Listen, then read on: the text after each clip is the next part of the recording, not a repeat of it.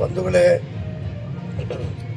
ಕರ್ನಾಟಕ ರಾಜ್ಯ ರೈತ ಸಂಘ ಹುಳಿಯಾರಿನ ಪಟ್ಟಣದ ಅಭಿವೃದ್ಧಿಗೋಸ್ಕರವಾಗಿ ಮೂಲ ಸೌಕರ್ಯಗಳಾದಂತಹ 3 ಬೇಡಿಕೆಗಳನ್ನಿಟ್ಟು ಕರ್ನಾಟಕ ರಾಜ್ಯ ರೈತ ಸಂಘ ಹುಳಿಯಾರಿನ ಎಲ್ಲ ಜನಪರ ಸಂಘಟನೆಗಳ ಬೆಂಬಲದೊಂದಿಗೆ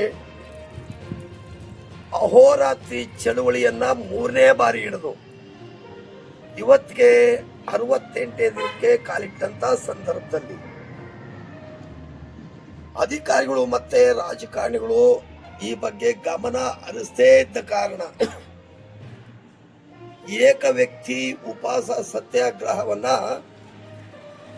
ಇವತ್ತಿಗೆ 2ನೇ ದಿನದಿಂದ ಇಡೀ 2ನೇ ದಿನದಲ್ಲಿ ಇವತ್ತಿನ ಒಂದು ಉಪವಾಸ ಸತ್ಯಾಗ್ರಹವನ್ನ ಸೀಗೆಬಗೆ ಆಟೋ ಚಾಲಕರಾಗಿರ್ತಕ್ಕಂಥ ಮಂಜುನಾಥ್ ಅವರು ಉಪವಾಸ ಸತ್ಯಾಗ್ರಹವನ್ನು ನಡೆಸಿಕೊಟ್ಟಿದ್ದಾರೆ. ನಾಳೆ ಇದೇ ಗ್ರಾಮದ ವಾಸಿ ಶಂಕರಾಪುರ ಬಡಾವಣೆ ವಾಸಿಯಾದಂತ ರತ್ನಮ್ಮನವರು 3ನೇ ದಿನವಾದ ಉಪವಾಸ ಸತ್ಯಾಗ್ರಹವನ್ನು ನಡೆಸಿಕೊಡ್ಲಿಕ್ಕೆ ತಯಾರಿದ್ದಾರೆ. ಹಾಗಾಗಿ ಇವತ್ತು 2ನೇ ಉಪವಾಸ, ನಾಳೆ 3ನೇ ದಿನದ ಉಪವಾಸ. ಇಂಥ 300 ದಿನಗಳಾದ್ರೂ ನಾವಿಟ್ಟಂತಹ ಬೇಡಿಕೆಗಳನ್ನ ಸ್ಥಳೀಯ ಆಡಳಿತ ಇರಬಹುದು, ಸರ್ಕಾರ ಇರಬಹುದು,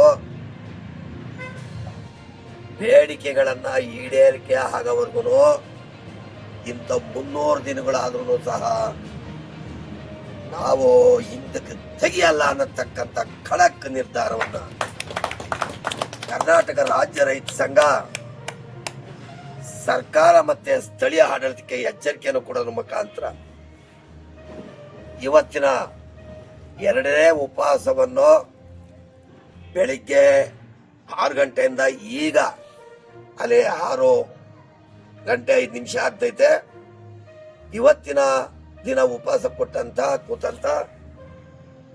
ಆಟೋ ಚಾಲಕರು, ರೈತ ಮುಖಂಡರು ಮಂಜಣ್ಣನವರ ಉಪವಾಸವನ್ನ ನಮ್ಮ ಪ್ರೊಫೆಸರ್ ನಂಜುಂಡಸ್ವಾಮಿ ಅವರ ಒಡನಾಡಿಗಳಾದಂತಹ ಚಿತ್ರದುರ್ಗ ಜಿಲ್ಲಾ ರೈತ ಸಂಘದ ಅಧ್ಯಕ್ಷರಾದಂತಹ ಸೋಮೇನಹಳ್ಳಿ ಸ್ವಾಮಣ್ಣನವರು ಸತ್ಯಾಗ್ರಹಿಗಳಿಗೆ ಹಾಲು ಕುಡಿಸೋದ್ರ ಮುಖಾಂತರ ಇವತ್ತಿನ 2ನೇ ಉಪವಾಸವನ್ನ ಸ್ಥಗಿತಗೊಳಿಸ್ತಿದ್ದಾರೆ. ಹಲೋ ಭಾರತ್ ಮಾತಾ ಕಿ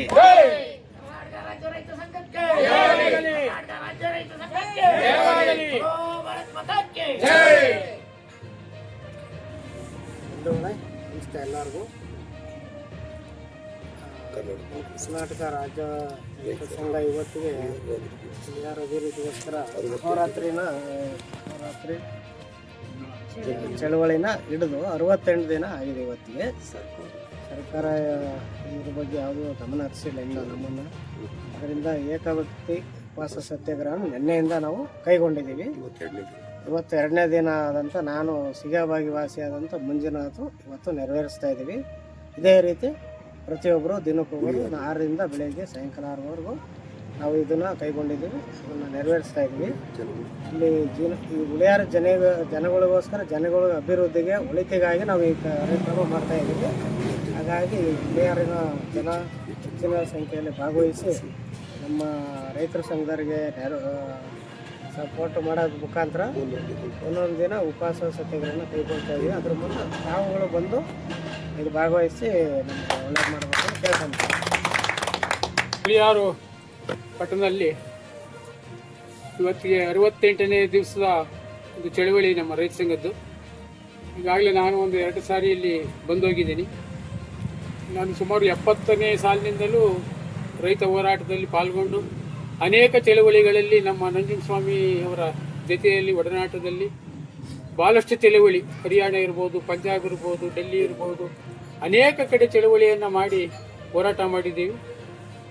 ಅಷ್ಟೆಲ್ಲ ಹೋರಾಟ ಮಾಡಿ ಎಲ್ಲ ಕಡೆನೂ ಭಾಳಷ್ಟು ಪ್ರತಿಕ್ರಿಯೆ ಬೇಗ ಕೆಲಸಗಳಾದವು. ಆದರೆ ಈ ಹುಳಿಯಾರಿನಲ್ಲಿ ಇದೇನು ಭಾಳಷ್ಟು ಒಂದು ಮೂರ್ಖ ಒಂದು ಪಟ್ಟಣ ಪಂಚಾಯಿತಿ ಅಂತ ನನಗೆ ಕಾಣಿಸ್ತಿದ್ದು. 68 ದಿವಸ ಆದರೂ ಯಾರು ಕೂಡ ಇದ್ರ ಬಗ್ಗೆ ಗಮನ ಹರಿಸ್ತಾ ಇರ್ತಕ್ಕಂಥದ್ದು ತುಂಬ ಬೇಸರ ಆಗಿದೆ. ಈಗಾಗಲೇ ನಿನ್ನೆಯಿಂದ ಉಪವಾಸ ಸತ್ಯಾಗ್ರಹ ಕೂಡ ನಡೀತಾ ಇದೆ. ಇದೇ ರೀತಿ ಆದರೆ ಇದು ಬಗೆಹರಿಯಲ್ಲ ಅಂತ ನನ್ನ ಒಂದು ಅನಿಸಿಕೆ. ಹಾಗಾಗಿ ಮುಂದಿನ ದಿನ ನಾನು ಅವತ್ತು ಹೇಳಿದ್ದೆ, ನಮ್ಮ ಹೋರಾಟ ಉಪವಾಸಕ್ಕಿಂತಲೂ ನಾವು ತೀವ್ರತರವಾದ ಹೋರಾಟ ಮಾಡಬೇಕಾಗುತ್ತೆ. ಹಾಗಾಗಿ ಇದ್ರ ಬಗ್ಗೆ ನಮ್ಮ ಚಂದ್ರಣ್ಣರು ಕೂಡ ಮುಂದೆ ಯೋಚನೆ ಮಾಡಲಿ. ಯಾಕೆಂದರೆ ನಾವು ಈ ಒಂದು ಹೋರಾಟಕ್ಕೆ ನಿಂತಾಗ ನಾವು ಪೊಲೀಸ್ ಆಗಿರ್ಬೋದು, ಕೇಸ್ ಆಗಿರ್ಬೋದು ಎಲ್ಲ ಹಂಚಿಕೆ ಮಾಡಿ ನಾವು ಹೋರಾಟ ಮಾಡೋಕ್ಕಾಗಲ್ಲ. ಯಾಕೆಂದರೆ ನಾನು ಸ್ವಾಮಿಗಳ ಜೊತೆಯಲ್ಲಿ ಹೋರಾಟ ಮಾಡಿ ಸುಮಾರು 28 ಕೇಸನ್ನು ನನ್ನ ಮೇಲೆ ಹಾಕಿ ಸುಮಾರು 8 ವರ್ಷಗಳ ಕಾಲ ನಾನು ಕೋರ್ಟ್ಗೆ ಓಡಾಡಿದೆ, ಊಟ ಕಟ್ಕೊಂಡು. ನಾನು ಹೋಟ್ಲಿಗೆ ಊಟ ಮಾಡ್ತಿರಲಿಲ್ಲ. ಹಂಗಾಗಿ ನಾವು ಮುಂದೆ ಹೋರಾಟವನ್ನು ನಾವು ಸ್ವಲ್ಪ ತೀವ್ರತರವಾಗಿ ಮಾಡಬೇಕಾಗುತ್ತೆ. ಹಾಗಾಗಿ ಅದ್ರ ಬಗ್ಗೆ ಗಮನ ಹರಿಸ್ಬೇಕು. ಹಾಗಾಗಿ ಈಗ ನಾನು ಆಗಲೇ ವಿಚಾರ ತಿಳ್ಕೊಂಡಂಗೆ ಸ್ವಲ್ಪ ಒಂದು 90 ಭಾಗದಷ್ಟು ಕೆಲಸ ಏನೋ ಪ್ರಾರಂಭ ಮಾಡಿದ್ದಾರೆ ಅಂದರೆ. ಹಾಗೆಯೇ ಈಗ ಸಂತೆಗೆ ಅಲ್ಲಿ ಜಾಗವಿನ ಸಿದ್ಧತೆ ಮಾಡಿದ್ದಾರೆ ಅಂತ ಬೇರೆ ಕಡೆ. ಬರೀ ಜಾಗ ಮಾಡಿದಾಗಲ್ಲ, ಈಗ ಮುಂದಿನ ಗುರುವಾರ ಇವರು ಒಂದು ಕಾನೂನಾತ್ಮಕವಾಗಿ ಒಂದು ಆದೇಶ ಹೊರಡಿಸಿ ಸಂತೆಯನ್ನು ಇಲ್ಲಿ ಯಾರು ಇಲ್ಲಿ ಸಂತೆ ಅಂಗಡಿ ಇಟ್ಕೂಡ್ದು, ಏನು ನಾವು ಹೊಸದಾಗಿ ಜಾಗ ಮಾಡಿದ್ದೀವಿ ಅಲ್ಲೇ ಒಂದು ನೀವೆಲ್ಲ ಅಂಗಡಿಯನ್ನು ಮಾಡಿ ಅಲ್ಲಿ ಸಂತೆ ಮಾಡಬೇಕು ಅಂತ ಒಂದು ಕಾನೂನಾತ್ಮಕವಾಗಿ ಆದೇಶ ಹೊರಡಿಸಿದೆ.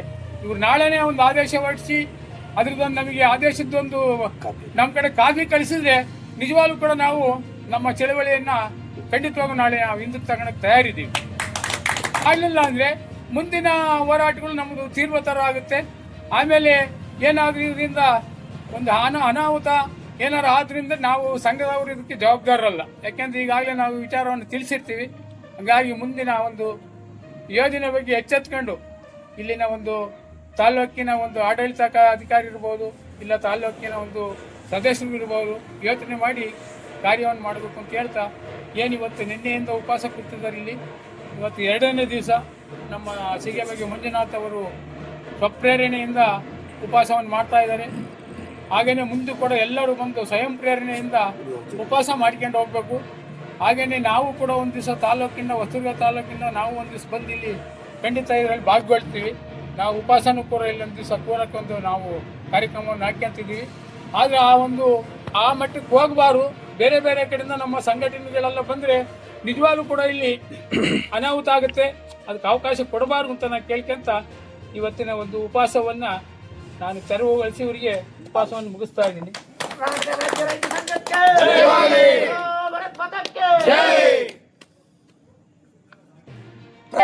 ನಂಜುಂಡ ಸ್ವಾಮಿ ಅವರಿಗೆ